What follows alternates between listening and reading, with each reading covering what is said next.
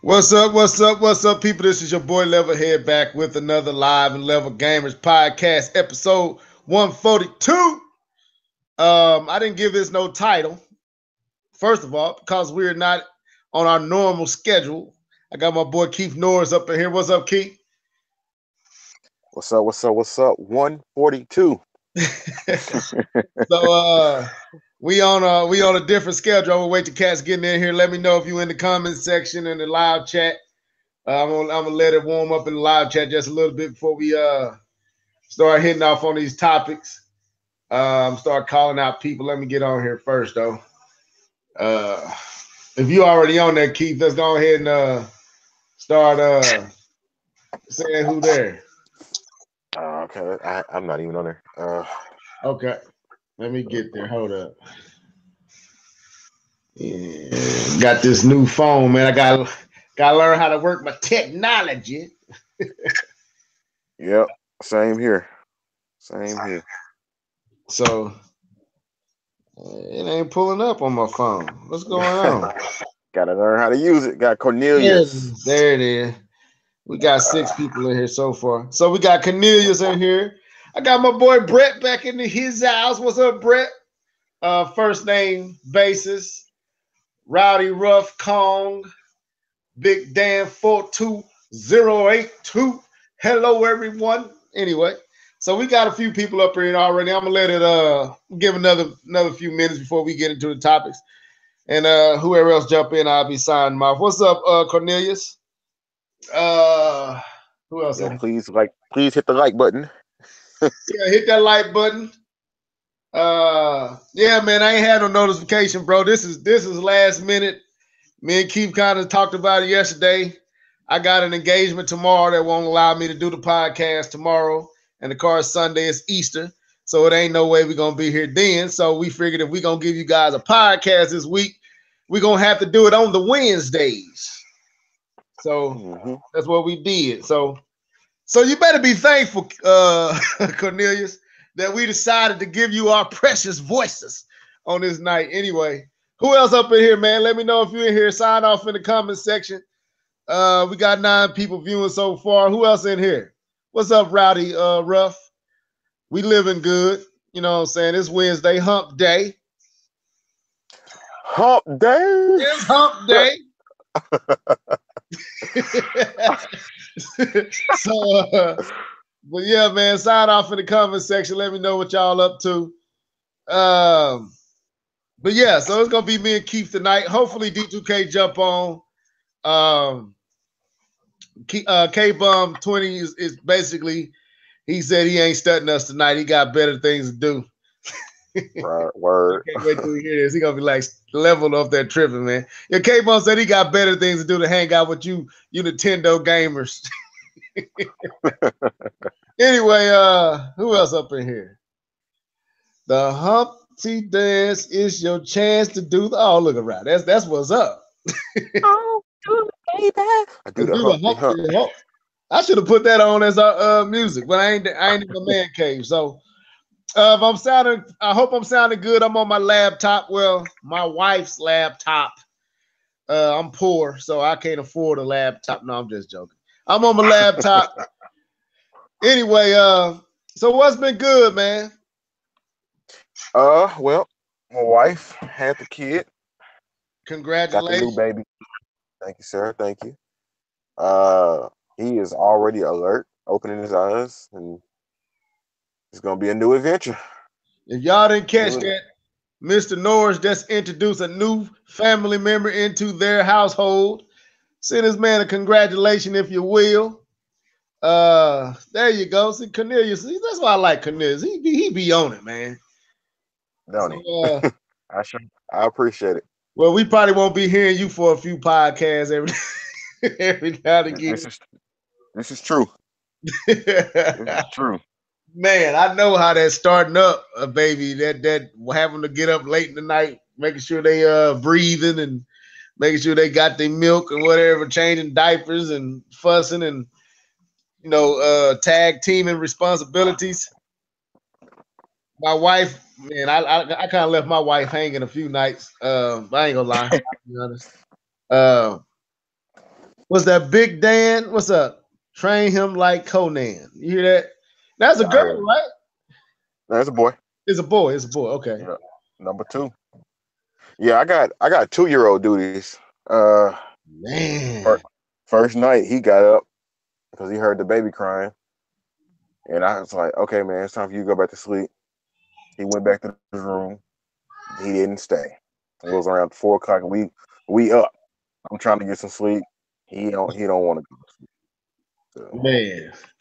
See, I got oh man, congratulations, Cornelius. I didn't know you got a little girl. So you like me, I got girls, man. I got one 15-year-old boy and all three girls, man. So my twins last night, one of them think that her bedroom is our bedroom again, and she don't want to sleep in her bed. So I be having to wake up every night and taking her from her mama, and her mama get mad at me talking about some she just a baby. I'm like, I'm trying to sleep, you trying to sleep. You got me halfway on the edge of the bed. She getting up out of here. So yeah. But anyway, man, this is a Live and Level Gamers podcast. We got a few topics set up for you guys.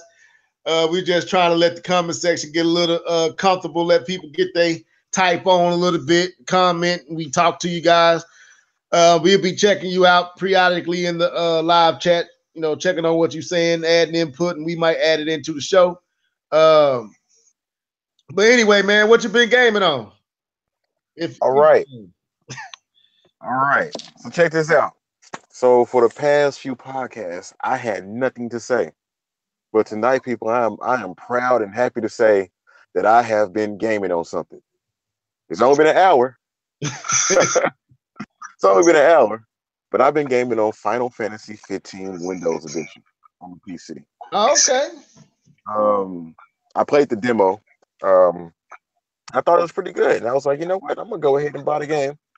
It was 75 gigs, good Lord, but it's actually pretty fun. I like the the camaraderie between your friends and stuff like that, and Noctis. The graphics look great.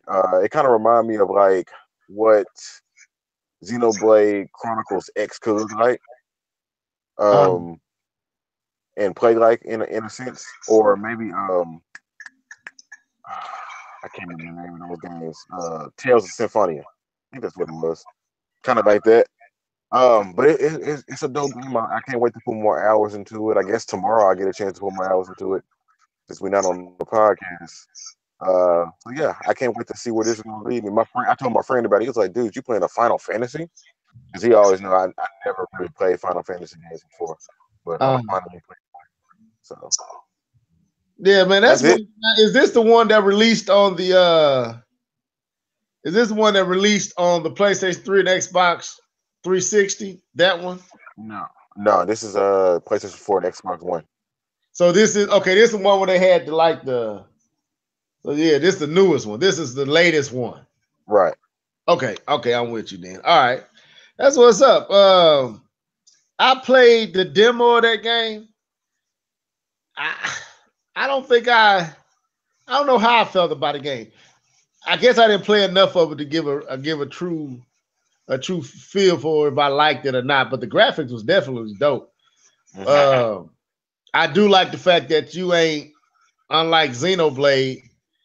You actually are controlling the protagonist and the way that he's attacking in a way that it don't auto. Well, let me ask this. Because when I played, I remember that I could actually swing the sword and everything. It wasn't the character that you're using automatically, attacking once you get close to an enemy. Is that the case? Yeah, you do all your attacks. You can swing when you're not even fighting people. Uh, but there's still strategy behind your movements. There's still things that you can do. You can still use your teammates, uh, like a traditional RPG, but it's not in the turn-based style anymore. So Okay. yeah, you're actually swinging. I think it's more action RPG now. If I'm Yeah, not it's mistaken. more like a Zelda than it's free flowing like that, like a Witcher or a Zelda, more so than turn based like back in the day, right? Yeah. See, I can deal with that. That's why I didn't really. That's why I wouldn't give. And I don't want to. Yeah, well, man, this is true. That's why I didn't think I would get into Xenoblade. Never tried it because when I was going to get Xenoblade X Chronicles, I think it was X Chronicles for the Wii U. When I found out that you are actually not really attacking, you are basically the attacks automatically trigger once you get close to enemies. I was like, I don't think I'm gonna like that, and that kind of turned me off from wanting to get it, even though everything else that I saw in the game I thought I would like. And then when I found out that Xenoblade Chronicles 2 on the Switch was in a similar fashion, that's what kind of killed my desire to get that one as well. So I just don't think I like games like that, just like turn-based type titles. I don't think I get into that. I think well, I can't say that you can change your style. That's not your style. It's not. But I think you just got to think about it a different way, especially with like Xenoblade Chronicles. You just got to think about it as a strategy. And if the strategy just doesn't grab you, then it's just not going to grab you. But when I played Xenoblade Chronicles X, it was you was doing I can't believe what was it called? It was something, not soul voices. Where did I get soul voices from? It was something like that, where you're using your teammates, but you're also trying to build up your I think it's called MP. I can't remember. I haven't played the game in so long, but there's strategy behind what you're doing. Like you can just let your character sit there and attack automatically or whatever until you're trying to build up something, and then you can go into overdrive and the overdrive where you can lay in more attacks and all this other stuff. So, but like I said, if the strategy part of it don't get you, then you're not gonna like it. See that was my fear with Mario plus Rabbids, but I like it. Yeah. So it's like that? No, it's a little bit faster. Okay. Mario plus Rabbids, you have a lot more time to think about what you're gonna do. With Xenoblade Chronicles, you have time, but you don't have time because they're attacking too. Everybody's attacking at the same time, and you can't waste too much time on your strategy. You gotta kind of already know what you're gonna do before you go in. Okay. And I guess you could say the same for Mario plus Rabbids, but you do have a little bit more time to strategize, because they show you where everybody is, and then you can like, okay, if I send Mario and Peach over here, they can double up, yada yada yada. Put Luigi over here, so when somebody move past, he'll automatically fire. So you got a little bit more time versus Xenoblade. Okay, that's what's okay. See, I guess I'm just gonna have to. I guess I'm just gonna have to try it out, and that's where a demo will help, which we're gonna go to in a second. But as far as me, man, what have I been playing? I've been playing a lot of the Neo Geo fighting titles on the Switch in the eShop. Like I got Art of Fighting 2. And I'm just gonna be honest, man. I don't think we realized just how hard arcade titles were when we were younger. Like, I really don't think we either my skill sets have diminished, or I don't recall how hard the arcade was. It was basically you was winning for the most part by luck. Because I know I got skills. I know how to play these fighting games. Every fighting game like that is based around the Street Fighters mechanic and move sets. It does the exact same thing. They just everything pretty much bit off of their Street Fighters developed fighting mechanism. And I know the basics of a fighting game, to where any fighting game you get put in my hand, I can pretty much hold my own on. But this game and many other games from the Neo Geo line of arcade fighters are over the top, ridiculously hard. And I mean hard. So I was sitting up here playing Art of Fighting 2. And dude, I think I might have said this last podcast, I'm not for sure. But I'm just thrown back at how hard the game is on a level 4. So I was like, okay, so let me go into the menu, change the level to easier, like 1, and see if I can get my skill set up, learn the mechanics of different fighters a little bit better, and then I might fare better once I get a hang of how it wants me to approach it. Dude, it did not matter, man. I changed it from the level 4 to level 1, and the antagonist or the character that I was fighting against, my opponent, was the exact same. It was still hard, not as hard, but it was still ridiculous. And it didn't matter what game I fought. Final fight. It didn't. I mean, yeah, I think it's Final Fight. If I'm not, a Final Fury. All them titles, man. The game is just designed to take your quarters. There you go. And I was like, I don't remember these games being that hard. Go ahead. I thought you was going to say something. I'm saying there you go. The game was designed to take your quarters. I mean, like, you got to consider the fact that they don't make games like that anymore. And we grown accustomed to the new era of gaming, the Call of Duty gaming, the era that Nintendo bred us in. We don't have that anymore. So I wouldn't say that your gaming skills deteriorated, probably diminished a little bit. That may be the same thing. I don't know. Somebody correct me in the comment section. But I just don't think that we're used to playing those types of games anymore. And it's not your fault. I think it's just we don't do it anymore. So it's like when you're facing these type of games, you're like, man, I didn't know I had to put so much focus and so much energy into these games, because we don't have to put that much focus and energy into games now. You know what I mean? Unless you're playing like a Dark Souls or a Bloodborne or something like that, you may have to put forth that energy, or maybe in a Fury, which is on sale on Steam. I'm thinking about picking it up, but we don't have to focus like that anymore. We just, games have become so easy that we're basically playing with a Tanuki suit. I hear you. For anybody who, okay, say that again. I kind of missed it. No, I said games have become so easy now. We're basically playing with a Tanuki suit. For anybody who don't know anything about Mario 3D World. So yeah, man, I was like, this is ridiculous. So I played that, and then I was going through the menus because I hadn't been on my Switch in a few days. So I'm going through the news, and it was talking about downloads. I mean, demos that you haven't tried. So I went through the list of demos that they had out for games, and I picked up this Chromagon demo. Is that how you say that? I have no idea. I think that's how you say that. Chromagon. Basically, it's like a gun. It's a first person shooter, but it's based around paint and color matching. And you got these orbs in these different rooms. You're trying to get the doors to open up, so you got to figure out which color to put where to get this orb to react to the color, because the orb will move based on the color matching. And so I was playing a pretty cool game, right? Mm-hmm.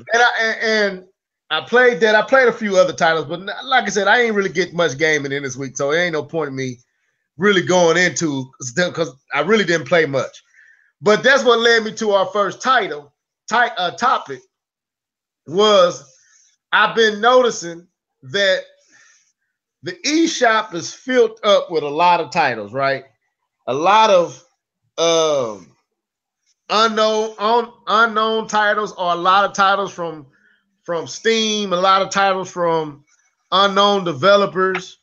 And some of these titles are $30 and up. Like you paying first party, third party money for titles you don't know much about. Outside of a screenshot, outside of a description, you don't know if you're getting a good game or a bad game. Hopefully it's from Steam. You can go on YouTube and watch gameplay of the game to see if that's something you would like. And the thought came to me, man, should demos, because had this demo been out for this game earlier, I would have probably thought about giving this game a shot because it wasn't a bad game. But I see other games like Gear Club Unlimited, which is a decent game, but it's not worth the price tag that whoever created this game was asking for. That game was not worth $39.99. You know what I'm saying? I mean, no, it was, Yeah, $39.99. It wasn't worth that. And some of these other titles. So do you think that if a game in the eShop is $30 or above, it should be mandatory by Nintendo that these developers and these studios make demos available for those titles so that when people want to know if the title is worth purchasing, they can play the demo? I think any game that's digital, since we're in this digital age, if you are selling your game digitally, I don't care if it's $5, it needs to have a demo. People have to be able to touch these things and play these things before we decide to give you our money. If we can't um if we can't get a demo, then we should do it like, or they should do it like the way Google Play does it. I think it's Google Play. Uh, No, I'm sorry, it's Steam. I think Steam gives you a certain amount of hours. If you put in a certain amount of hours after you've already purchased the game, then that's your game. You're not getting a refund. But if you like play like maybe an hour of the game, or just to get your feet wet into it, and you still don't like the game, then you can get your money back. If we can't, because I know demos take time to create the vertical slice, and a lot of times people don't have the manpower. They don't have the manpower for to sit down and program a whole game, or even for the Switch, more than likely to be a port. They don't have the time to port over the game, then pull a portion of the game into a demo. But if we're gonna do that, we have to put some type of contingencies in front so these digital games, people won't just blow their money. Like Snake Pass. I think Snake Pass is a cool game, but I wish I could have got my money back off of it because it's something that I probably wouldn't really play. You know what I mean? yeah, I would. But if it had a demo, I would have tried it out. Be like, this is cool. This is very technical. It's not for me. But didn't Snake Pass actually have a demo? I thought it did. If I'm not mistaken, maybe it didn't. If it did, then that's on me. I thought it did, but I might be totally wrong on that. But I thought it did, but I could be wrong. But see, okay, let's go with Snake Pass and like games like Brawl Out and stuff like that. Like, to me, $19, even though that ain't no, I mean, that's not a, to me, if the game doesn't turn out to be quite as good as I wanted it to be, I only spent $19. I mean, now with Shannon putting out what they put out for the same price, yeah, some of these developers need to be ashamed that some of their titles are as bad as they are. Hold up, this is my mom calling. Go take over for a second. Hey guys. Yeah, I was like halfway up. Yeah, but I think he was saying something about Shannon. Okay, I'm back. She hung up. I didn't get to it. She called me back. But what I was saying was, I apologize. What I was saying was, Shannon puts out quality games for reasonable prices, right?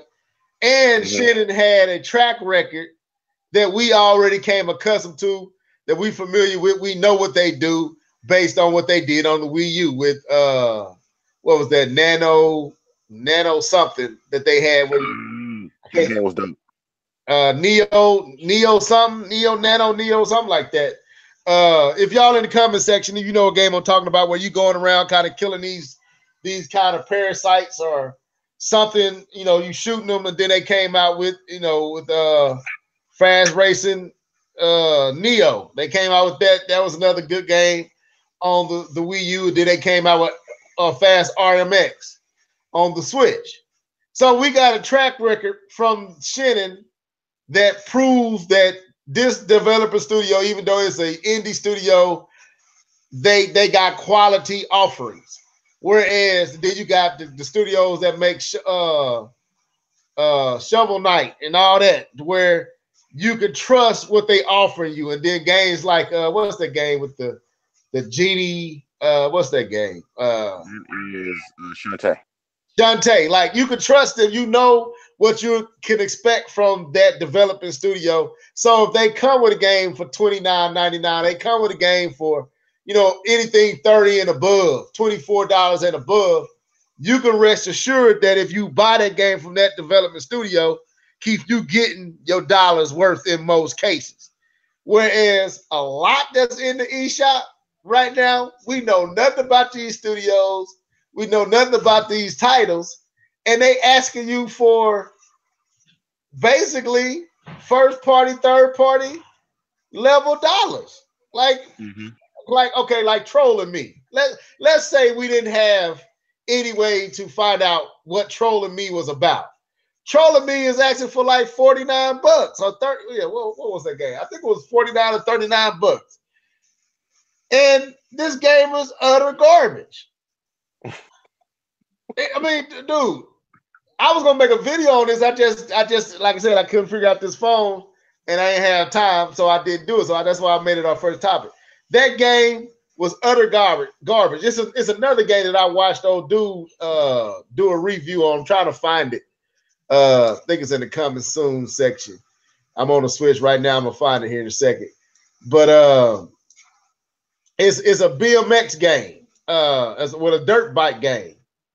Uh, MX, it was MX something. But anyway, I saw dude do a review on it, and dude, the game is the frame rates is jacked up, it's choppy. He said he was literally getting seasick from trying to play the game, and he was playing the game on the Xbox One, and it was that bad. Now the game costs like 30 something bucks. Hold on, you just made me think of something. And not to change it from this topic, but kind of to add on to it. You Yeah, remember the Wii era? We had shovelware. Is some of these indie games now shovelware? that there you go. I think so. I think so, man. And that's kind of what my thoughts was leaning towards. Like, and that's why we need demos, because we have no way of knowing what we're getting. Yes, the screenshot looks great. It looks hot. It looks beautiful. Like Gear Club Unlimited. If you just go by the screenshots and you go by the videos online that they had on YouTube, the game looks dope. The game looks good for an eShop game. It looks like a $30 game that's worthy of 30 bucks. Dude, I'm here to tell you, I spent 44 on it. Wow. That game ain't worth no more than $19 at the most. 15 if I be honest with you. But 19, just 19 is, to me, 19 is as much as you should be being charged for that title. And when I get games like Brawl Out, that's a great game that I think is actually worth more than $19.99. And you get games like Fast RMX that's definitely worth more than $19.99. You cannot justify being duped for spending that much money and then not really having any way of getting your money back once this game ain't worth the price, the calling card to own it, And I think Nintendo should make provision or make standards to where if the game, I mean, you say all the games, I'm in agreement. I would love for all the games to have it. But like I said, I don't feel like I'm losing any money if I only gave you $9 for a game. I don't expect much, what I'm saying, from that game. But if I'm paying you $30, I expect $30 worth of quality. I don't expect $10 That's quality for 30 bucks. well, that's kind of, I don't know how you can say that, but I think not just Nintendo. I think all anything digital media. If I'm buying I don't care if I'm buying music, movies, games, whatever. There should be something in play to where if I buy something and it's just not working for me, I Uh, need to be able to at least get half my money back, if not all. I need to be able to get something back if this, like you said, that one game is choppy. The dude was like he was getting sick. Like yeah. I should get my money back from that. You know what I mean? Like I'm I trying shouldn't to have find it. to. I'm trying to find the title because it was in the eShop. I'm trying to find what happened to it. Oh yeah! Shout out to the Truth and Nia in the comment section. They popped up. Oh, But okay. there should be something like hey, if you have 1 hour to play this game and not including the download. Once you start this game up and you play it, you don't like it. If you go 1 hour and 1 minute, that's your game. If you play this game in under 1 hour and you don't like it, you can get your money back. That's how I feel about it. Here it is. It's MXGP3. That's the name of the title. The game is $39.99, bro. If you go by the screenshot, it looks decent. But I seen dude playing the game, man, and you can see the game was literally choppy and broken for no reason. It's like, dude, this game costs absolutely too much. Like this, like I said, Gear Club Unlimited. How much did I purchased it, so it ain't telling me how much I spent for how much it actually cost. But like to me, it's another game up here. This former game, it's $39 something dollars. Monsters Energy Supercross. It's $59.99. What the heck? That sounds like trash. Right, but it's $59.99. That should be a demo there. You should be mandatory to have a demo for this title if you want that much money for it. Monster Energy Supercross. Yeah, the screenshots look dope. The screenshots are like, this might be a dope game. I guarantee you this game ain't probably garbage as well. Or at the most, bare bones, huh? What kind of game is it? It's a motorcycle game. Racing game. What's that game that came out? Like I said, Trolling Me is another game that came out. The baseball game that came on the Switch. It was like $49.99. It was a baseball game, but when you played it, it didn't have hardly no modes. It was basically close to what you got on a Super NES day. All you did was play baseball. You didn't have no other thing to do on the game, and it cost like $40. And it's like it's taking advantage. It's taking advantage of the lack of those games there, so they can price their game super high because you have no other option. If you want to play baseball on the Switch, this is your only offer. If you want a real racing type game on the Switch, Gear Club Unlimited is primarily your only option. So you either going to play this price for a game that definitely ain't worth that price. I think Nintendo should make it to where they can either they got a supply demo or you can't charge that much for these unproven games. Hey, Nia said I'm weary of games that don't have gameplay vids and only screenshots. Like for real, like what you trying to hide, bro? Like what are you really trying to hide? Like this screenshot look great, but you don't want to show me a video. I don't deserve a video. Come on, bro. Right, and you're right. I just caught what you said. Yeah, I'm definitely skeptical of games that won't have a video. Everything is screenshot. I'm definitely with you, and that's why I was a little confident in buying Gear Club Unlimited. They did have video, and I did see reviews of the game that was saying it ain't bad, but it ain't for me, and I should have heeded. But the game definitely is not worth what I paid for it. $19.99, $25. I think I would have been okay with that, but I spent $44 on that game, and that game ain't a bit more worth that, So, but anyway, you can give your final thoughts on that. I guess we can move on. Oh, I'm good. Just make it to where we can get refunds. Anybody, not just Nintendo. Anybody, you gotta make it to where we can get refunds. Period. Now, didn't you get a refund on wasn't it the basketball game? Yeah, I use my words wisely to get that refund, and it also helped the fact that a lot of other people were having similar issues. So yeah. What did you say? How did you word it? So the listeners might have an idea of how they can word stuff to get their money back from Nintendo with these these broken titles in the eShop. Basically what I said. I said this game audio is missing. Like I paid $60 for this game, and I'm not getting the quality. And that's basically what I said. And he was like, man, yeah, I'm gonna take care of it. The other person complained about this. I was like, got him. Got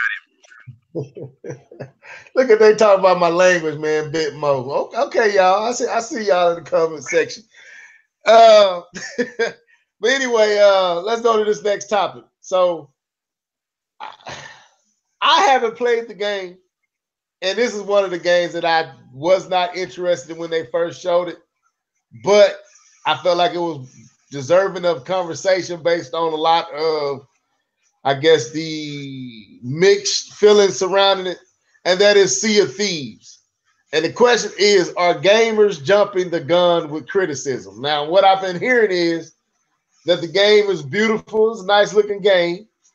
But it's suffering from that same scenario that, the Division suffered from early on in its life cycle, and Destiny kind of suffered from, and that's not having enough content currently for $60 spent.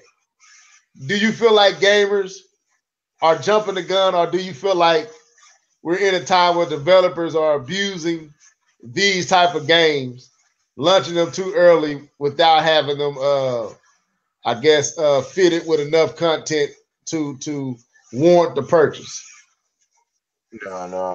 I think gamers just need to calm down and just keep giving their money away, for nothing. Man, gamers are jumping the gun. They are right on the money. Like, this is exactly what Phil Spencer wanted. He wanted those games with legs, and now he has a game, and it's going to have legs. And right now, it ain't worth $60. Like, period. So, the content, like you said, the content is lacking, just like with the Division, just like with Destiny, just like with any of these games that come out like this. Honestly, I think Microsoft and Rare should be ashamed of themselves. I have friends who are like really in the Xbox community, and they're defending it and making it seem like it's the second coming and all this other stuff. And they're like, patience, more stuff is in the way. And that may be true. And, they say stuff like, well, I just like to have fun with my friends. We can get online, yada, yada, yada. But that's the contingency.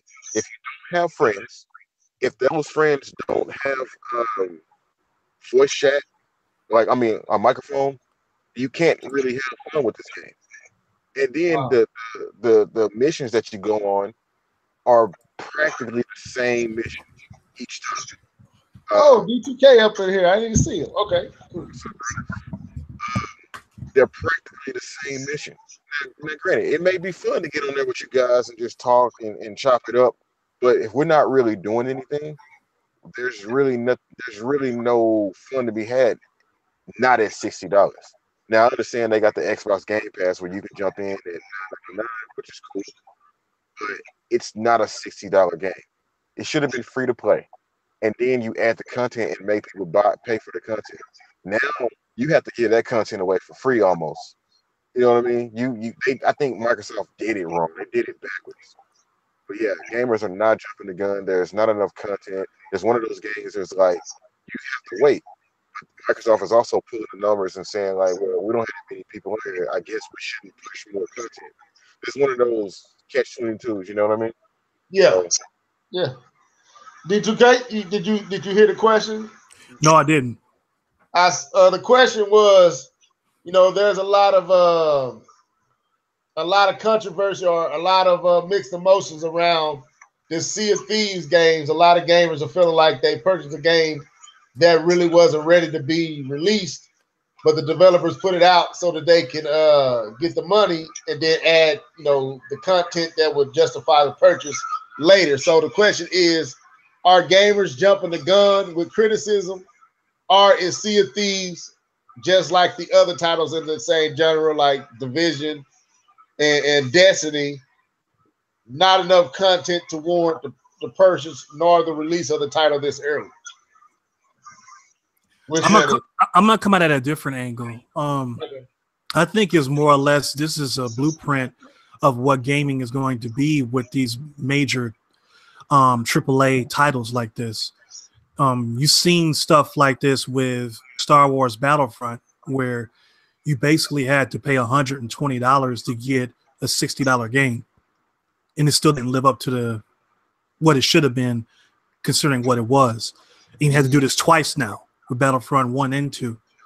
So I think that's just the way things are going to be in gaming, where if you're going to put this much money into developing something that's this huge and this large of a scale, that they're not going to work as hard as they should to give you a full experience just for $60 in one game.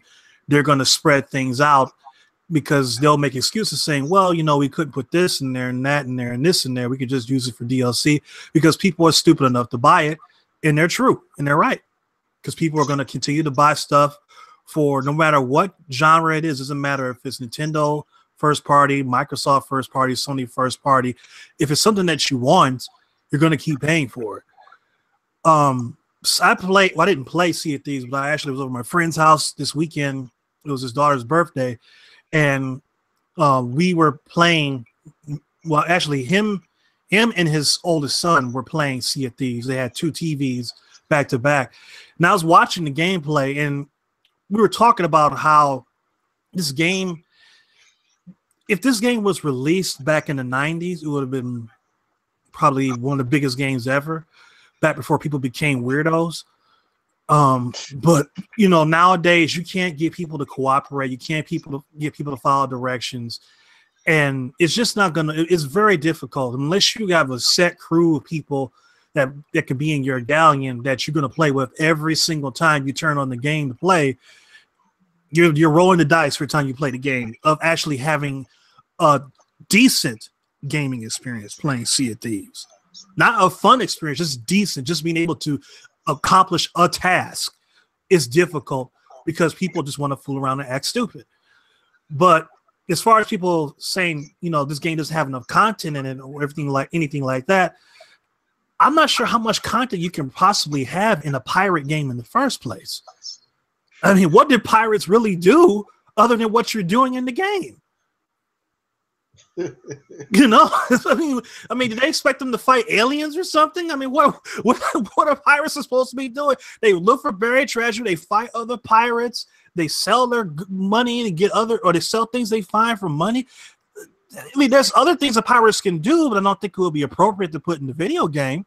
But it's not a whole lot that pirates can do anyway. So I'm not sure what they could possibly put in the game more of. I mean, I'm pretty sure they could, but it's not a whole lot. So I think the choice that they chose in terms of a pirate seafaring game might be more of a problem than the game lacking content itself. Yeah, I was going to add. Go ahead. Yeah, I think it's mission variety. From some of the complaints that I heard, it's like no matter what you're doing, no matter how many things that you try to do, it's always going to end up the same way. And you're practically going to get the same type of loot. So it's like there's no reason for me to try to do this mission with my friends. The last mission we did is basically the same thing. But I guess back to D2K's point, if I'm a pirate and I'm trying to look for treasure, it's all going to be doing. I was going to add this. I heard, one of the podcasts we listen to a lot. So I'm going to be honest, I'm stealing what I'm saying from something they said, but I thought it would be relevant based on what D2K kind of interjected, was that maybe Microsoft is trying to use this to push that new service that they got with the whole $10 play for free, all the games. I don't know what that service is called. I can't think of it right now. But Game Pass? Game Pass. Like, this is like a model. When you said the model, they kind of said the same thing, that this is going to be the model for games, for Game Pass, to where you get the game for $10, but in order to get the DLC and all that stuff, you got to pay more. I don't know if it's gonna be like Game Pass, but I think that's as we get closer and closer to being more of a digital gaming infrastructure, I think that's the way games are going to be. That games are going to be free to play, and you just pay to add content, or you'll pay $20 or less for a title and add more stuff on later. If it's something that it's not as expansive as this, if it's just a normal enclosed game, then they'll probably stick with the normal, $40, $50, $60 price tag. But if it's something that's huge, that's open-ended, like a game like this, or any type of like open-ended RPGs and things like that, I think you might start seeing this more and more from third parties and first party, because it just simply would be more cost-effective and sensible for them to do it that way. It sucks for us, but that's kind of, things are the way that they are, and that's the way things are going to be, unfortunately, going forward, I think. Let me explain what I meant better, because I'm saying that they using this game to push a Game Pass. Like, they want you to pay for Game Pass to play this game, but then on the back end, they're going to get their money through the DLC and all that. I'm not sure I agree with that, because for instance, they had Gears of War 4 on Game Pass, and I was able to play the entire game and beat it basically for free. So, yeah, I mean, I'm not sure if this game is on Game Pass, and their whole point of if they're going to do this from now on, then as long as if all I'm doing is paying the $9.99 a month and I'm getting everything else in addition to this, means I'm getting to play a game that I didn't get the chance, up-to-date game, not some game that came out like 3-4 years ago, but a newer game that I can play the whole game and beat it and be done with it, and I'm still just paying $10 a month, then this wouldn't bother me personally that much if they were doing that. Well, how they was explaining was you would be paying the $10 a month to play Sea of Thieves, but the DLC and any new content, you would have to purchase that to play it. Well, I mean, that's no different than, like I was saying before, with Star Wars Battlefront, where you paid $60 for an incomplete game, and you had to pay another $60 to complete it, and it was still incomplete. I just heard that they actually took all the microtransactions, well, the loot boxing out except for cosmetics. I heard that's what they did. My daughter just walked in here. But go ahead. I mean, everything is not for everybody. Some people it bothers them a lot. Some people it doesn't bother them at all. For me, I don't care because I don't have to buy it. It's that simple. I mean, that's the thing, is that people act like they're being forced to do this. I have to buy this DLC, or I have to. No, you don't. Go play something else that doesn't do that. Problem solved. Although you don't have to buy it, nobody has to buy it. Nobody's forced to. But if this catches on, then the next game that I actually do want to buy and I actually do want to play, guess what? They're probably going to use this as a formula because it worked so well before, and now I'm forced to deal with something because everybody else and I didn't want it. Well, that's what I said at the beginning, is that this is the direction the gaming is going anyway. So there's not much you can really do about it other than choose to play games that you already bought. I mean, it's not something that we can stop, because it's not something that, I mean, we look at it as there are a lot of companies that are greedy, like EA and, Activision, some other companies. The companies are very greedy. Yes, there are. But there are certain situations where the way the economy is and the way things are run today, that these companies simply have to find ways to cut corners. That's the reason why you see so many companies folding up shop or condensing down or consolidating into other companies, because they simply can't survive doing things the way they used to, 20, even 10 years ago, even 5 years ago. And, we just were so used to playing things a certain way, and things change, and it sucks, but, we're going to have to learn how to adapt to change. I mean, there's going to be companies, I don't expect to see Nintendo doing something like this for a while. I don't expect to see Sony doing things to this level for a while, because they simply don't have to, because things are going good financially for those two companies. But Microsoft is, even though the company's stock portfolios or their stock market cap is like hundreds of billions of dollars, the actual Xbox division does not have a whole lot of money invested in it. So they have to be real shrewd of what they're doing before somebody turns the lights off on it once and for all. So, You know, they got to figure out what they want to do. For me, it's like I'm not worried about what's going to happen, because if it happens, I'll deal with it when it happens. But I'm not going to worry about something that could happen. I think Nia made a good point in the comment section. She said, "Stop putting movie budgets into gaming." Basically, that'll solve the problem. You stop spending movie budgets. But I guess okay. Let me ask this: have we come too far to go back?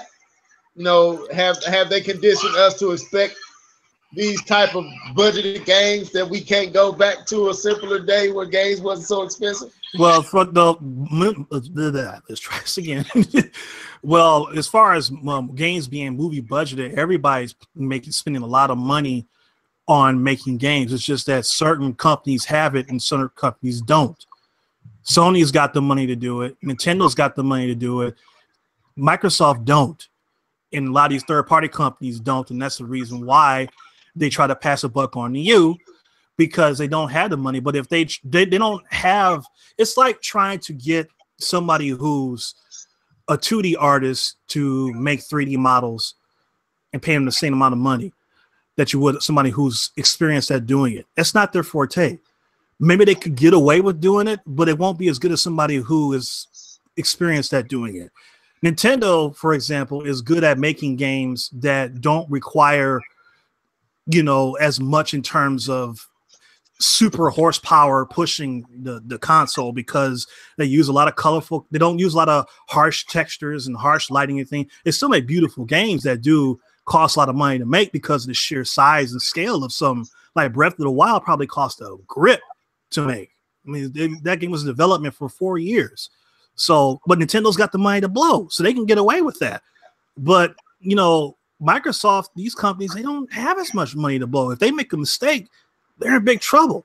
And they've made several mistakes, which is why they're in serious trouble. You talking about the Xbox division of Microsoft? Yes, exactly. You know? Okay, I'm with you. So, you know, it's just like, you know, if I'm, to put this in basketball terms, if I'm LeBron James, if I shoot up 10 shots, 5 of those shots are probably going in. But if I'm Joe Schmo and I shoot up 10 shots, I might not even make one. You see what I'm saying? So you just got to look at it from the standpoint that we can't look at these companies and say, you know, you have to do it the way other people do it in order to survive, because the situation's changed from company to company. Okay. Keith, anything to add on to that, or are you good? I mean, I was going to comment on what Nia said about the movie budgets. Although I do agree that, man, we don't have to put as much money into the games, but at the same time, you got to consider the times have changed.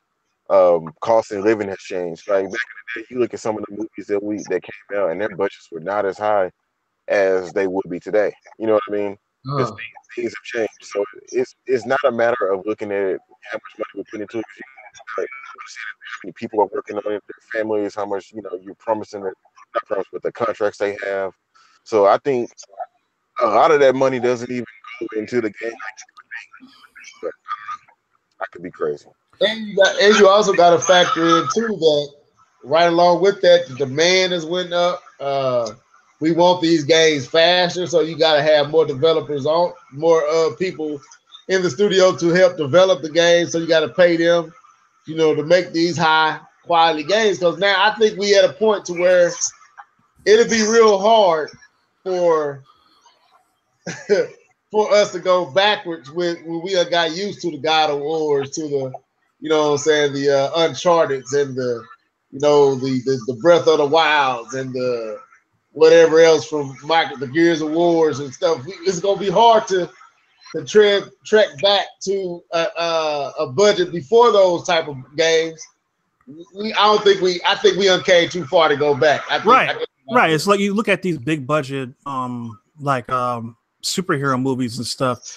These movies are budgeted like at least $150 million a piece, if not higher than that, to make each movie. But these movies are coming back making like $400, $500, $600 million domestically. That's not even counting how much it makes worldwide. So they get their money back in spades. But in the gaming industry, it's you when you make a movie like an Avengers or a Black Panther or Superman or whatever, you're gonna get your money back. You're gonna at least break even, if not make double how much you paid to make the movie. It's a lot more tricky when it comes to a game, because a bad review or a bug or anything can just totally trash it and it's done, and you never get that money back. Oh, I agree.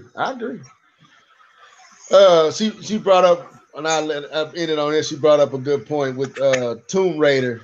The reboot sold 7 million units, and Square still feels like it flopped. And I always wanted that too. So, but that could be a corporation or a company being greedy, not necessarily. That could be a bad example, because to me, I look at and I guess I could say some of these companies need to look at Rockstar with what they did with Grand Theft Auto 5, because Grand Theft Auto 5 is a quality game, and it made buku dollars. I never heard anybody complain about content or not enough content, not enough stuff there to do. They gave you a full-fledged game, and they gave you a high-budgeted game, and then they made every dime back and then some on that game. So I think as companies follow like what Rockstar did and give you a full-fledged game for your $60, they can have them high budgets and still make their money back in the end. Right, but if they have to want to put the full-fledged work into the game like Rockstar did. That's the thing. Rockstar worked. Everybody can do it, but you have to be willing to do the work, and a lot of people are too lazy to do the work. Rockstar, Witcher 3, all them games, I think they made their money back. He said everybody can't be Rockstar. Anyway, let's move to the next topic. I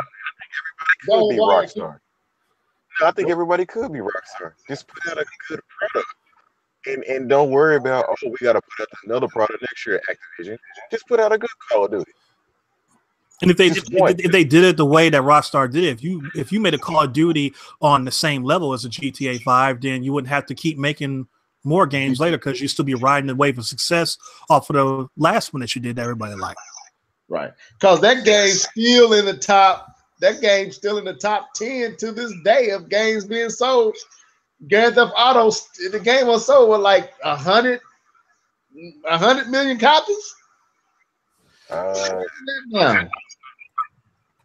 Probably. I mean, they sold a lot of copies. They have made billions off of this game. Well, probably a few billions off of this game. So, and I guess they probably ain't even in a rush to make a new one. Why? There's no reason to do it at this point, Yeah, well, somebody look up how many it has sold so far. I know it has sold a lot. Dude,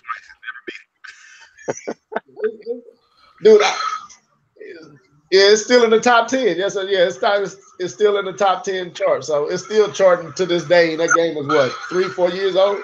No, that game is a generation old. Yep, came out 2013, I believe.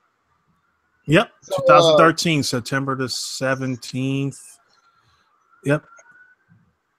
Yeah, that game was sold a whole lot, and if they put it on the Switch, it's gonna sell some more. Anyway, let's move on.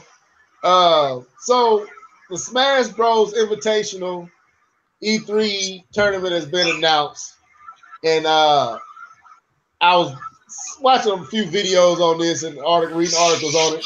And my question is, and I throw it at you first, Keith, do you think this will be a new game or an enhanced port? I think it's going to be a new game, because why not? Why would you make an enhanced port? I understand that a lot of Wii U games have come over. What would be the reason for you to do that? But here's I'm gonna counter this question, because you're not the only Nintendo fan out here saying this. Why do we feel like it should be an enhanced port? Or why do we think it will be an enhanced port? And I think I have the answer to this question. Is because what else? And I'm gonna get to the fact with this. What else can you do with Smash? People can't even realize a new game because they're like, what else can you really do with Smash besides add characters? What else can you do? I mean, I would love to have another Space Embassy thing. Isn't it called Space Embassy? I would love to have another one of those, but yeah, it has to be a new game. Like why not make a new game? It would be silly not to. But yeah, that's all I got. I don't. No, so you said we don't. You said that only reason we think it's going to be an enhanced port is because there's not much more that they can do with Smash that they ain't already done. Is that what you basically saying? Essentially, and I think Nintendo fans know that because that's why they're like, is it going to be a port? It is current form factor. I could tend to agree with that. I can agree with that a little bit because basically, what has changed about Smash since I guess you could say Melee. Melee. I guess you could say that the glitches in that game made it a little different, but for the most part, you've been getting the same game, just better graphics for the last few years. And new characters, like you said, Keith. I don't know. I think it's going to be. I'm not going to front. I think it's going to be a new game, but it really ain't going to be nothing but an enhanced. It's going to be a new game. It's going to be an enhanced port placed as a new game. so kind of like Splatoon 2, where that's what I was just going to say. Okay. Basically, like Splatoon 2, enhanced visuals, a little bit of a makeover, but for the most part, all the tools and everything that made the Smash Bros. Game on the Wii U would be this game. Just some tweaks here and there in visuals, and maybe, but for the most part, all the tools that was there before are still going to be there. That's what I think. I think it's going to be Splatoon 2. It's going to be the Smash. It's going to be the Splatoon 2 Smash Bros. Okay. That's what I think. I mean, because as dope as much as I like Smash Bros. 2, Splatoon 2, Keith, we could be honest, it's an overhaul in visuals and everything, but they have tweaked it in some ways. It is a new game, but it's a new game placed over the old game. Everything in the old game is what's making the new game what it is. It ain't overhauled fully, if that makes sense. There's nothing with that, and I do agree because I think even when Splatoon 2 was announced, everybody was like, "Is it a port?" You know, we always had that feeling with Nintendo. Although I do think 2 is just like a completely better game. However, that's only the second game. Smash is like we go back from the 64, GameCube, Wii U, and now the Switch. And I guess we can throw in the 3DS. It's like really nothing has fully changed. Like I feel like Nintendo really has to shake it up. I think Nintendo has to take a Zelda approach to all of their games now. I think Zelda has spoiled me so much that they have to shake up all of their games. This is what, the 5th one? This is the 5th Smash Brothers game. Like I'm be honest, I'm a jaded Smash Brothers fan because I feel like I am because I feel like I bought one. I was like, this is cool. The online sucks. I think that was the Wii. Bought the Wii U. It was cool. The online was better, but it wasn't great. And it's like, you want me to buy another one for probably more subpar online gameplay, and it's just the same old. If that's the case, then go ahead and port it and save yourself some money. But if you're gonna make a new game, you got to do some new stuff. So what? Well, let D2K get in here first and get his thoughts. Well, based off of what Sakurai was saying, it kind of sounds like that he's working on something new rather than just rehashing what they already had. Because of what Smash is, they don't really have to change the infrastructure of the game at all. They can just use the little increase in power that you have from the Switch over to Wii U to make the game look better, run faster, maybe have more effects that you could before. But as far as the game, the mechanics and things like that, we saw the backlash that they got from the mechanics, just a slight change in mechanics from melee to brawl. Right. So I don't think that you really want to mess with trying to change the game at all in any way like that, because people are, if they're that super sensitive, because for me, I know it's a difference, but it didn't make the game any less enjoyable or more enjoyable. I just felt like it's still Smash Bros. But for some people, it's like it's unplayable now. I can't play it. No, I'm not going to touch it. So and with a game that has such a niche audience in the first place, you can't afford to have people. You can't afford to have that negative cloud floating over it. So I think that they're probably just going to take everything that worked, transfer it over to the new game, have some new characters, new stages. They might add something in there just to make it distinguish it from Smash from the Wii U, but I don't expect it to look and play much different than what they had before, because they kind of settled into a happy medium with Smash for the Wii U and the 3DS. It wasn't Melee, it wasn't Brawl, it was somewhere in the middle. It wasn't exactly what people wanted, but it was better than Brawl. So, we'll see what happens. I don't think that it's just going to be an enhanced port. I just don't think that they have to change anything. It's not like, even if they built this game, a brand new game, what they already have is good enough is your framework for the new game. Right. Let me ask this. Is it suffering from what, and we're going to go into another fighting game. Is it suffering from what most fighter games suffer from? Like, even when you look at the Street Fighters, and I would say the only game that I've seen kind of change it up in its formula was I would say was Mortal Kombat.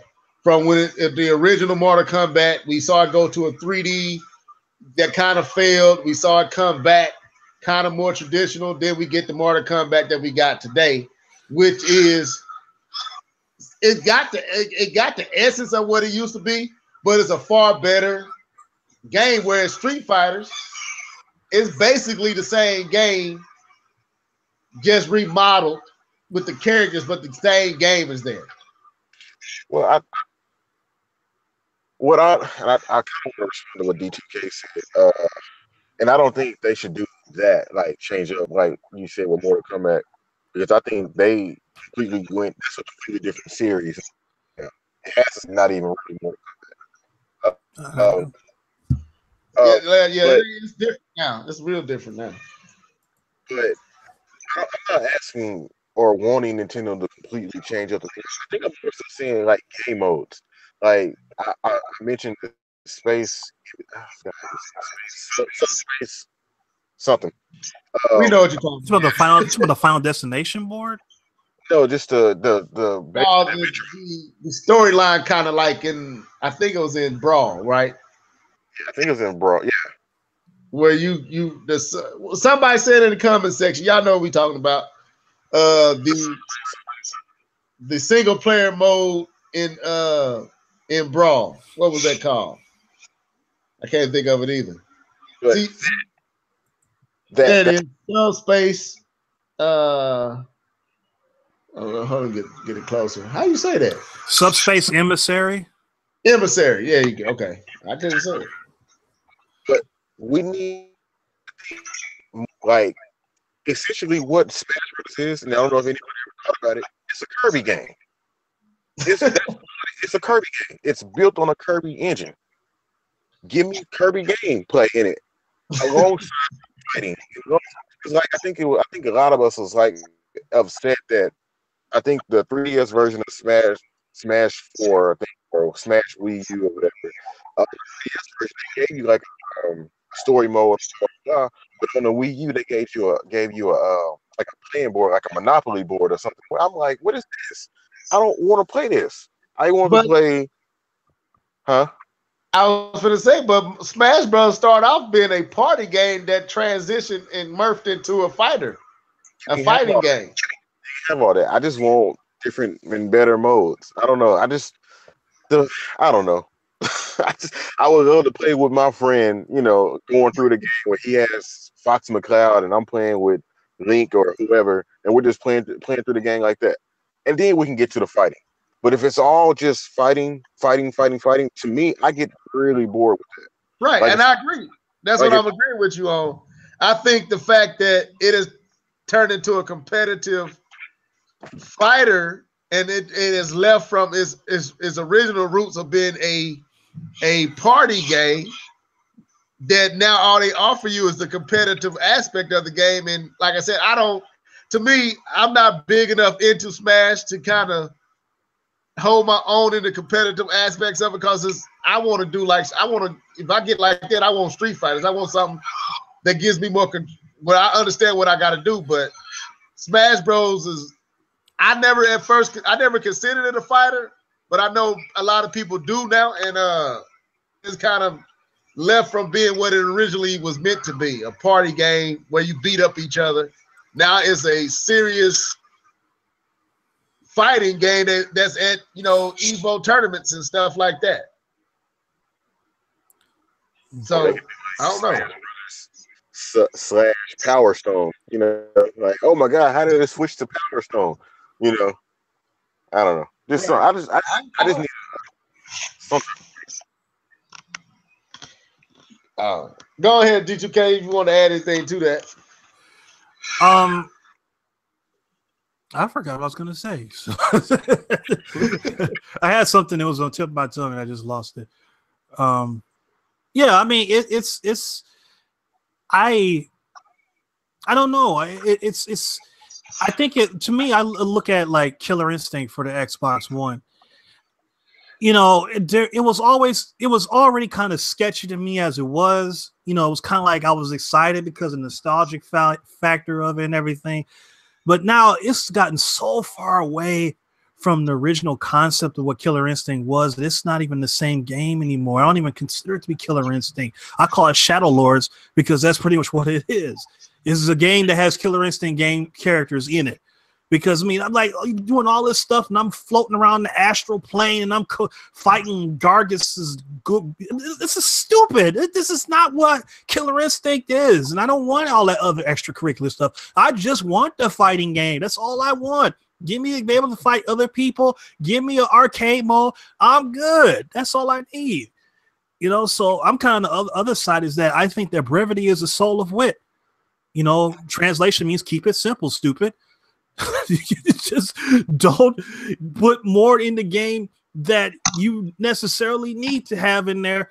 But if you're going to do something different, but a game like this is dangerous. It's very dangerous to start adding stuff in there, even if you don't change what you already have, because people just love to complain so much. They will never, if they put something else in there that detracts at all from what you're normally doing, I guarantee people will complain their butts off. So basically, it's gonna be the same game, overhaul graphics. So because that's what it's Street Fighter. It's Smash Bros. Is what Street Fighters is today. Yeah, they changed the graphics. They can go to a 3D character model, but the core game is still intact. It's the same game. So basically, I guess the only thing they can really touch is to maybe tighten up the mechanics, but for the most part, it's the models. Well, and adding more, I think that the direction now is adding more third-party characters into the roster because, that's kind of, there's obviously more than Nintendo IP that they can stick in or that they haven't yet. But I think that when they add the third-party characters in there, that kind of livens things up a little bit. I mean, right now the rumor is that is Kakarot, and a lot of people for some reason frown upon him being in the game because I guess they feel like he would be too OP to fit in Smash, but that doesn't make any sense because there's plenty of characters in Smash already that are nowhere near as powerful as they are in the games they come from. It's not like you have to let the guy be Ultra Instinct mastered in the game. You can stop him at Super Saiyan 2 and be done with it. That's power, it's not like it's already unprecedented because you have the game Battle Stadium DON, which is basically a clone of Smash Bros. Using Shonen Jump characters from One Piece, Naruto, and Dragon Ball. And he can only go Super Saiyan on that game. So there's no reason why he can't be in the game at all. It's not, don't have to worry about him dominating stuff. In the game, bro. Huh? They got Bayonetta in Smash Bros. You got her in there with all her quick times and all that. You can put Goku in there. Exactly. Thing. I mean, Yamcha is like one of the best characters in Dragon Ball Fighters. and we trash on the show.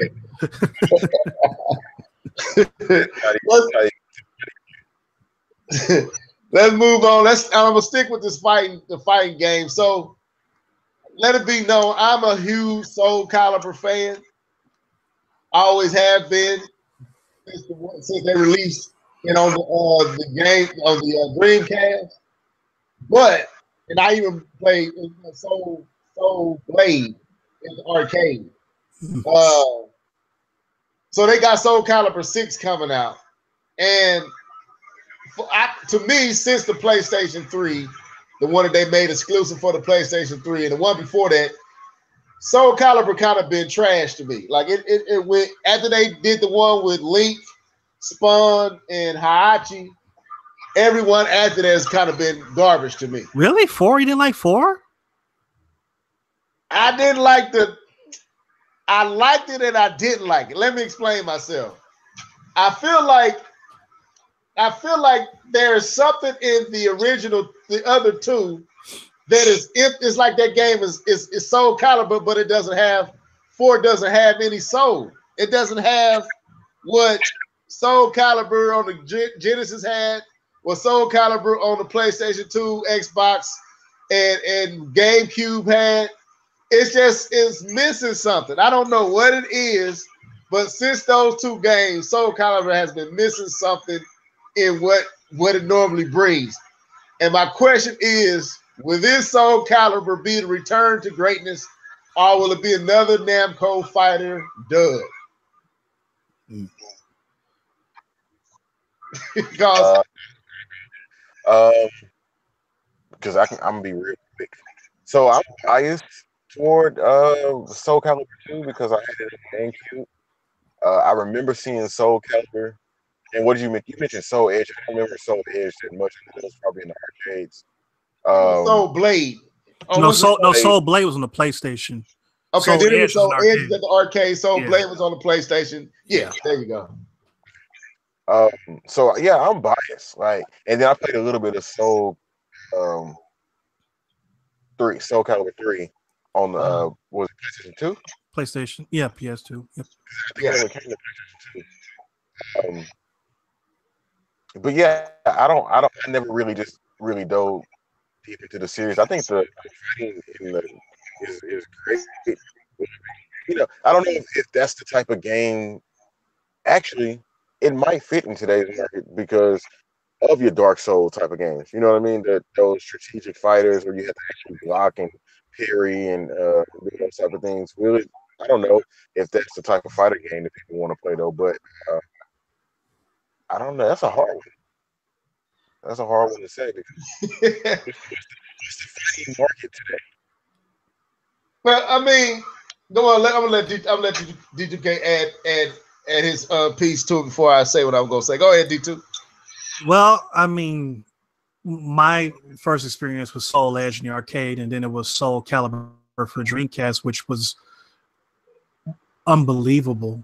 I mean, that's what that's what sold the Dreamcast. That's what sold the Dreamcast to me was Soul Calibur for the Dreamcast. Say that again, man.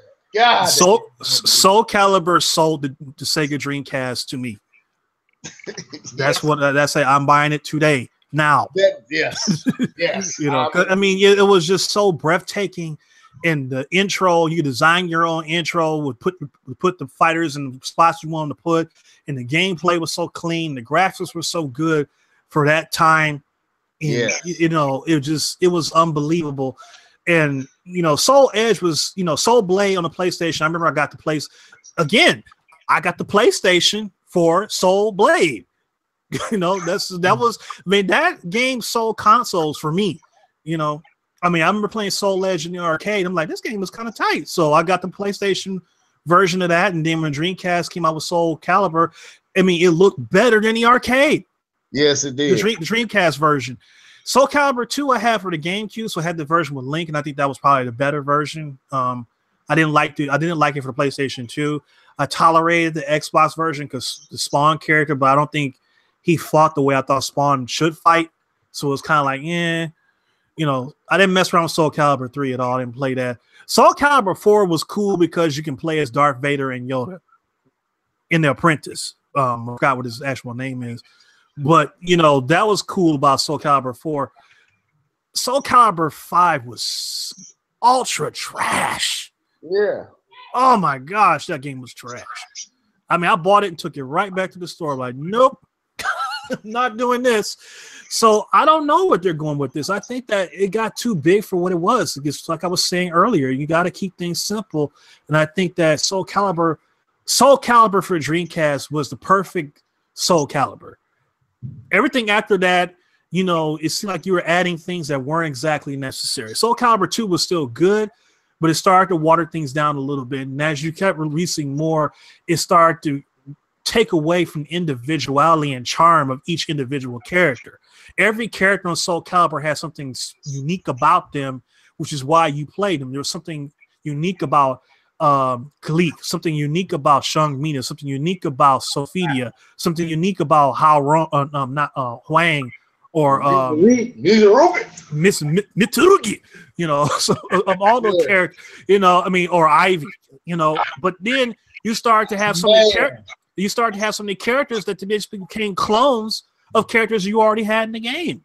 Right, so, Lizard Man and all them, and what was the dude that was kind of a clone of when you had Astroth, and then you had what was the other dude, The Rock or Nightmare?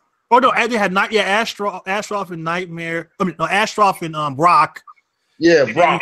You know, Nightmare and Siegfried. Yeah, you know, it started. That's where it started. It's like, okay, we're getting double up characters here now. You know, it's just, I don't know. It's got too far after that. And I'm like, I'm starting to lose my flavor for this. So I hope that to me, for what I've seen so far, it looks like that they're making it, they're simpling it a little bit more. This seems a little bit more streamlined, and that's a step in the right direction. Yeah, I think where it lost me at, like you said, man, when I saw, and I had no intentions of buying the Dreamcast. Like I was not. This was Keith D2K. This was my days when I was a Nintendo extremist. This is when I wouldn't touch nothing. If it didn't have a Nintendo on, I wouldn't touch it. It was because of the friends I had. They was all PlayStation head. So my daughter's on camera here. Y'all hear the door open. So anyway, so I remember walking into Babbage's. Hold up. Let me get them. Y'all going out. I gotta go to daddy mode. Y'all go out. So I remember going into Babbage's, and they had a display and they had Soul Calibur playing, man.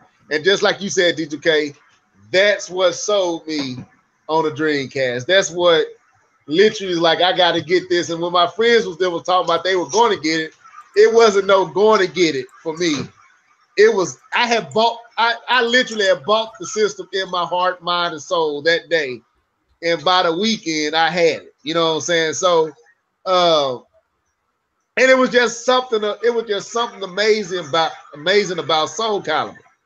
Like how fluid it was. Like you said, just all the attention to detail on the fighting mechanics and the character models and the feel of how you played the game was just, even down to the boss getting to the end, the storyline and everything, and the had music. intentionality about it. Whereas, like you said, with Link and Spawn and Hachi, I didn't like the PlayStation version. I didn't like Hachi. I thought he was cheap. I thought Link fit, and I agree. Spawn didn't play like I thought he should play, but I did like the way the Xbox version looked. But then after that, it was like the soul left out of Soul Calibur. They start going down these crazy paths with these crazy storylines, and then like 3 was okay, 4 was garbage, and then they made the exclusive for the PlayStation 3 that I never even played. Then they came out with the one for the Xbox. They came out with another one, and then they got this one. And they had the Soul Calibur Legends for the Wii, which was yeah. So I'm hoping, man. I'm hoping that this is a return to the Dreamcast Soul Calibur. And I've seen the same thing happen with Tekken. Like, to me, Tekken has lost something. I bought it for the PlayStation 4. I got in with Akuma for a little while, but I quickly lost interest with the game. Just as fast as I bought it, I didn't care no more. If you have Tekken Tag Tournament 2, you really don't know read first Tekken 7. It really isn't. I mean, the reason why I would play it is to play as Akuma and Geese Howard. That's it. Yeah, that's why I bought it. I wanted to play as Akuma. I gave K-Bum that business on. It's online. Y'all can go through the comment section into my videos, see where I put it on K. But I can't wait till you hear this. He gonna be talking. Yeah, I put it on K-Bum, even though he was whooping me up before we started recording. But yeah, man. So I'm seeing this trend with Namco and they fighting titles, and fighting titles in general. It's just like they ain't as good as they used to be outside of. I think Mortal Kombat kind of found its wings, so to speak. But Street Fighters, yeah, I think a dud was laid on the PlayStation 4 with that title. Street Fighters 5 was a dud. It took Mortal Kombat a while to get his legs back because they to me they didn't have a decent Mortal Kombat fighting game since Trilogy. Now they had some. I mean, they had some nice like Mortal Kombat Shaolin Monks was a great Mortal Kombat game, but it wasn't a fighting game. But it was a nice game, and I wish they made another one of those or remade that because that game was cold. But as far as fighting games, Mortal Kombat 4 was yeah, it was horrible. No, it was horrible, man. Go ahead. But they didn't find their legs until they came up with the new Mortal Kombat. And now it's like, okay, it's not really Mortal Kombat, but this is better than what we've had. I can get. Yeah, right. So I guess Keith's gonna jump back in here, so we can move on. So let's move to this last topic. We kind of touched on this last week, but I felt like it deserved to get more attention. So this ARK Survival for the Switch, I've been watching videos on it. I've been looking at it, and I've also been listening to reviews of the ones on other platforms like the PlayStation 4 and Xbox One and PC. So my question is, and D2K, you kind of alluded to this last podcast, but I want Keith to get an opportunity to get in on it too.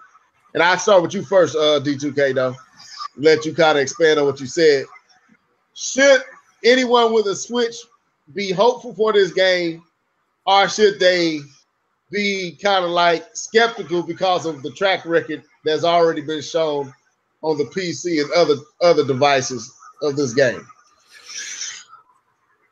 Well, I forgot about the game, so I don't remember what it is. So you can let Keith go first until I read a refresher right quick. Okay. Go ahead, Keith. ARK Survival. Yeah. From my little experience for the game, then I get into the question. It's basically a survival game where you have to survive. You gotta survive the elements, dinosaurs, and all these other things. So you gotta I'm assuming I didn't really get too far in the game, but you gotta kill like dinosaurs and use their skin for like armor and so on and so forth. You gotta make fires. You gotta eat. It's a survival game, and you have to be wary of your surroundings and all those other things. Based on the little bit that I played, should anybody be happy about this, or what was it? Happy, or what was it about the Switch? Hopeful, because of what's all the track record of how the game runs. Should we be hopeful or just skeptic that it's gonna be a continuation of what's already been going on with other? I would say always be hopeful that there's a new game coming. And especially a game of I don't want to say a game of this caliber, but a game that's this unique, I guess you can say, coming to the Switch. If they can optimize it, that'd be great. I remember when I played it on mine, I don't have the greatest CPU, I will admit, but I had to play the game almost medium to low settings and was still not really getting 60 frames per second because it was horribly optimized. And yeah, I think if they could just like, I think it's easier to optimize something for like a PlayStation 4, Xbox, and maybe in a Switch, because you have one platform and you can focus on it and you can get the best out of it. With PC, and I don't know the developers, you got a wide range of hardware that you got to focus on to work right. You know what I mean? Like Yeah. you can focus on the lower end, but then are you really maximize the higher end? And I think that's the issue with PC. But I don't think you will have that same issue on the Switch, because they'll be able to cut certain things and add certain things and do certain things that you wouldn't be able to do on the PC, just basically by just messing with the settings. So, but hopeful that there's always a new game coming, and I think a lot of Nintendo fans will get a kick out of this game, especially on the go. So Okay. D2. I mean, I don't know much about this company, so I mean, if this game runs, if the game runs poorly on other consoles, then I think that could be a cause of concern. If the game runs well, and when I say well, I don't mean runs spectacular, just mean runs good enough that you can have a decent gameplay experience from it on the other consoles, then there shouldn't really be a problem porting it to the Switch, because obviously they're going to cut out things that are unnecessary or make it fit the Switch to where it won't cause it to have to. They don't want it to be so gutted to where it's like, what's the point? But they'll still supplement it with other things that maybe you can't do on the others, just so that say, hey, you're not missing out. You got something unique for your version. But I'm looking at the game now, and graphically, it looks okay. I mean, this doesn't look like anything the Switch can't handle. The frame rate is horrible. This looks like it's running at 10 frames a second or something. I don't know, but I don't think there's going to be an issue at all. It just more or less is the fan base that you're going after, will they be interested in a game like this? I think that's more of a bigger question. Yeah, like what you brought up with the frame rate, that's the big issue with it, is it's unstable frame rates across all platforms. So and it's a, would you say it's a pretty big game, D2K, as far as, not D2K, but Keith, like it's pretty big maps and stuff like that? I have no idea. I played a little bit of it, and like D2K was saying, the frame rate and all that was just so bad, I got my money back. Okay, so I think I was in like, it was like a game for me. Yeah, I mean, I look at it this way: is that if you're Nintendo and you're trying to make us say that you belong at the big kid table, you don't need handouts. I understand that third-party support situation is perilous on the Switch, but you don't need handouts of bad games on your console. You want people to have the best games that run correctly on the Switch, because you want people to be able to say, when I'm playing a third-party game on the Switch, I'm having an experience that's comparable to playing on the PlayStation 4 or the Xbox One or the PC. You don't want people to be playing a game, even if it's garbage elsewhere, you still don't want it to be garbage on your console too. You want to have all the third-party games running smoothly, regardless of how they look, running smoothly on the Switch. So I don't really think this game is really that necessary. If they can't get this game to run better than this on more powerful hardware, I don't think they need it. I really don't. Okay, I'm with that. I mean, I looked at the game. At first, I didn't know enough about it, and it would shock you if you didn't know anything about it and you saw a game like that on the Switch. But then once I started hearing about the actual game and the developers and how they done with this game on other platforms, like, this might be one of them games that they need to have a demo before they require you to buy it. Well, they ain't gonna do that because they have the demo. Like, yeah, I'm not gonna buy it. Let me ask this when we get out of here, man. I kind of brought it up earlier, but I wouldn't mind getting y'all thoughts and see what y'all think really going on. So EA took the the loot boxes out of Battlefront 2.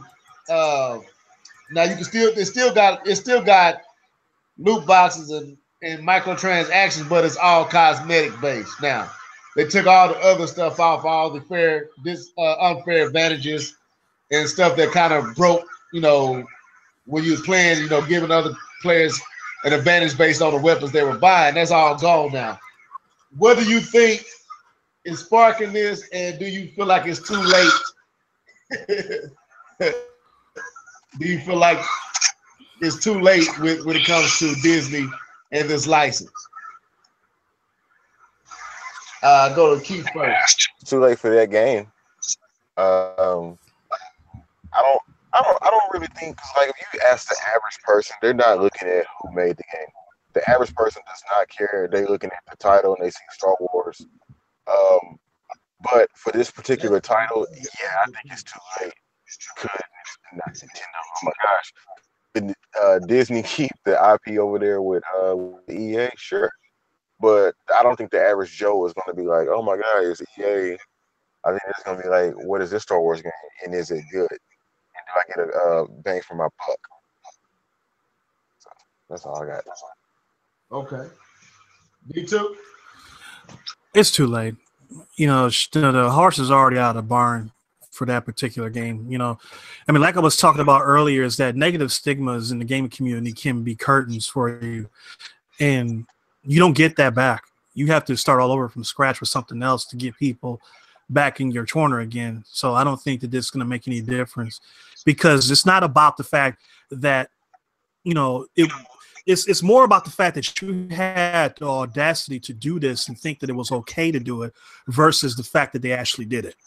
So the fact that they had that mindset to saying you actually thought this was okay, people are going to be like, no, I'm not, just out of spite, I'm not giving you any of my money, or I don't care anymore.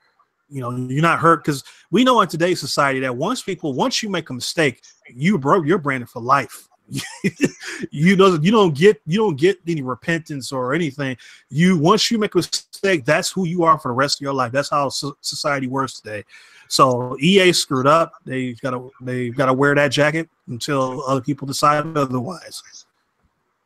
Yeah, I think it's too late. I'm with you, D2K, and both of y'all. I'm with both of y'all. I think it's too late, and I believe that there's a strong possibility they won't have this IP or this they won't have this license much longer. I think it's too late. So I think the move is addressing something going on behind the scenes, probably some straight up somebody getting chewed out and they trying to smooth over relationships. And I think it's too late in that too, or close to being too late. So I agree with both of you guys. So before we get out of here, I just want to get your comments on the last episode of Dragon Ball Super last weekend.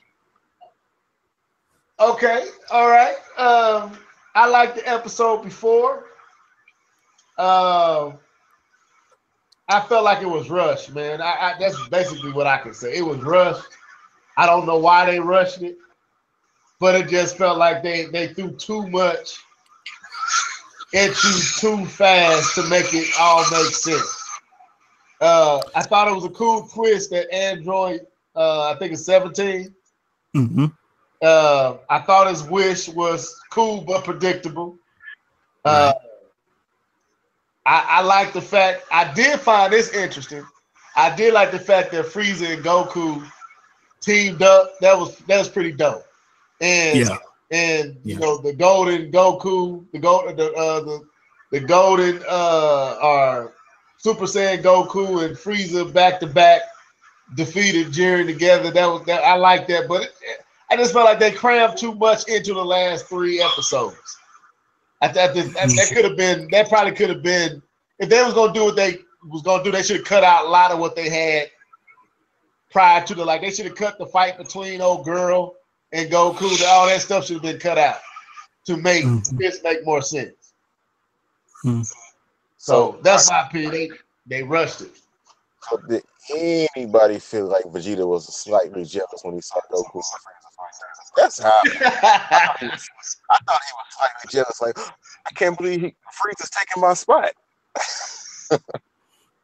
That's supposed to be. That should, you know what? Now that you put it that way, Keith, I can agree with you. When you first asked me, I would still say I didn't see him as jealous. I saw him as like, what I took it as was him saying, basically, you better know, you better recognize who you messing with. We Saiyans, that's what we do. You know what I'm saying? That's kind of how I took the smirk.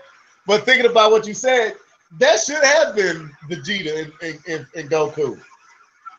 That should have and let Frieza be Andrew 17, and he made that wish and leave it as the cliffhanger of why he did it. Oh, that would have been dope. That would have been dope because that would have been unexpected from Frieza, whereas Android 17, they tried to make it seem like it was unexpected, but his wish that he wanted anyway was stupid. So I think Frieza would have been a better person to allow the wish to go to, and he wished that and didn't know why he wished it, or when he got done, like, why did I wish that? But for the Grand Priest to say that he already knew the outcome, that's why they had the tournament, and had anybody done differently, they would have wiped all the universes out. I thought that was kind of like strange. I don't know. It was rushed, D2K, to answer your question to me. Rushed. Well, I think, from what I've heard, is that the reason why it was rushed because, I guess a while back, the actual voice actor for Bulma passed away, the Japanese version, and that kind of hit the staff really hard. And, they've been basically saying that, we need to take time to get ourselves together. So in addition to that, they're preparing to do the movie, the Origin of the Saiyans movie, I think this summer or this fall, somewhere that's coming out this year. So they probably say, It's coming out in December. Yeah, so December. So they basically say, let's just, take some time off. Let's get this over with. Just take some time off, and then we'll come back next year. We'll be ready to go. So I think that's the reason why they ended it off so abruptly, because it did seem like there was a lot more that they wanted to do, but they just said we need to end this now. And the way they ended it, it was almost like they reset everything, sort of. I mean, they kind of didn't. They kind of did, but they kind of didn't, because the fact that you have Beerus, which I didn't know he had the power to do this, but he gave Frieza his life back, which is a whole nother dynamic, because there's this interesting relationship between Beerus and Frieza that really hasn't been explained, because we know that Beerus was the one who told Frieza to destroy the planet Vegeta, right? And Vegeta doesn't know this yet. True. So it'll be interesting to find out how Vegeta's going to react once he found out that Frieza was basically the person responsible for killing his father, and it was Beerus' doing that made him kill his father and destroy the planet he was destined to rule, because now Vegeta has the power to go Super Saiyan Blue Evolution, which is probably on par with Super Saiyan Blue or Kaioken with Goku. So he might not be able to beat Beerus, but he might be able to hang with Beerus in the fight. What do you think about this? The whole Ultra Instinct being a thing that they can't achieve anymore, or I don't know how they put it, but how I took it in some videos I watched on it was that Goku said he don't know how to do it no more. Well, it wasn't something that he could control in the first place. It was just something that happened in the midst of that. It's not a control. I mean, once he had it on, he mastered it, but for that short period of time, but he didn't master it to the point where, okay, I'm going to go Ultra Instinct now. So so in that aspect, that puts him back on level footing with Vegeta, because now Vegeta, he can go Super Saiyan Blue Evolution when he wants to. Right. So that makes it very interesting, because now they kind of have a set playing field. And there's so many unanswered questions, like how in the heck did 17 get to be as powerful as he was? Frieza basically saying that it still ain't sweet. Even though you wish me back and we work together to win, it still ain't sweet. I'm still gonna be doing my evil stuff. And Goku said, I'm gonna whoop you again if you go evil. But it kind of seems like that Frieza is kind of in the same spot that Vegeta was after the Saiyan saga. He just naughty now. He ain't evil. He a naughty guy. He ain't, and that's my thing. Like when he showed up at the end with his, all his soldiers and everything, and he kind of did the Frieza pose. Frieza come off to me like you said, like Vegeta. He naughty. He ain't good. He ain't a good. He anti-hero. He ain't good. But he ain't the bad guy he was. He, Goku has that ability to rub off on people. Is it like Frieza? He's still evil, but I think he respects Goku, even though he still wants to kill him. If that makes any sense. I'm just wondering, but it's definitely coming back. That much we do know. It's coming back. So, but yeah, I just felt like it was rushed. I felt like they could have, but like you said, you make an interesting point. I guess they needed time to grieve from the passing of the young lady or the lady. I don't know if she's young or not, but that would make sense. They ain't have time to grieve over the passing, so they, rushed production to the end. Yeah, that makes sense. I ain't think about that. Okay, well, but yeah, it was just the episode 30 was ridiculous. 31, yeah. 31. So, I mean, that fight was some of the best animation that I've seen in all Dragon Ball history. Yeah, 31. They went out. Both the episodes was crucial. You know what I mean? Seeing Goku and Frieza fighting back to back like that, and it was just them, like they went all out. Like this was the last episode they were ever gonna do a Dragon Ball. If they never made another episode of Dragon Ball, I'll be satisfied in terms of what I saw. Yeah. I'm with you on that. Especially 130. Well, I mean, visuals on all of them were dope the last few episodes. I'm talking about, like, I like the fact that 130 is totally focused on Goku and Jiren fighting, and that's all it was. Whereas 31, when they beat Jiren, I didn't expect it to happen like that. I was like, okay, he's dead, he's done, that's it? Oh, okay, well. That was kind of weird. To go back to episode 130, there was a part where Goku and Jiren were fighting, and Goku kind of slid, and it was like the perfect screenshot. I've been trying to find it. Goku kind of slid under Jiren, and it was like a slow-mo on the trail from Goku's eyes. Like, you probably know what I'm talking about because they held it up, and Goku slid, and I think he punched Jiren. But before that scene, that visual, those graphics was incredible. I'm about to go back and watch it. I can't remember I don't know what scene you're talking about.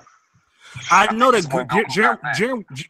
Jiren was because he was mad at, and Jiren was shooting those red beams at him, and Goku was kind of like skating off of those red beams to come towards Jiren. I think that's when it happened. Okay, I'm about to go back again. I'm going to watch it again. I know, like I said, it was. I liked it when Goku had Jiren down, and Jiren basically was like, finish me. And that pose Goku had over him was so freaking dope, man. That's another thing. Is like, was he going to finish him, or was he going to give him some energy again? I think this is Goku now. But I think in the Ultra Instinct, Goku moving off of instinct, I think instinctually he was thinking about surviving and winning for universal. You know what? Something just popped in my head. Maybe because remember, this is right before Goku lost the Ultra Instinct power. Maybe just for a fleeting thought, Goku thought about giving some energy to Jiren, and that is what broke his concentration and broke the Ultra Instinct. I give you this, D2K. It did look like Goku was gonna give him some energy like Frieza did Goku. It did look like that. I was sitting there like, is he gonna get this dude some energy to keep fighting like Goku? You stupid. But when he lost it, that was a twist for your behind too. So it was dope. But like I said, I just feel like they should have. But you interject a good point. I didn't think about the passing of Boomer's voice actor. So yeah, they probably rushed it for the opportunity to grieve. So that's good. That's a good observation. But anyway, This has been episode 142. Me, Keith Norris, D2K, about to sign out. I know D2K don't do this, so Keith Norris, go ahead and say your final words. It was a great show, guys. I was trying to think of something clever, but I didn't. You're starting to sound like me. Hey, oh, Yeah, all right, man. I'm gonna let you get back to father mode because I gotta join my family again. But it was cool, good podcast. Thanks for all you in the comment section. I see the Active Sin was in there. What's up, Active? Thanks for leaving your comments and all those who was in the comment section, man. Appreciate it. Till next time. Yeah, we hit you a day early, but you can't say we left you hanging for the week. So till next time, folks, deuces.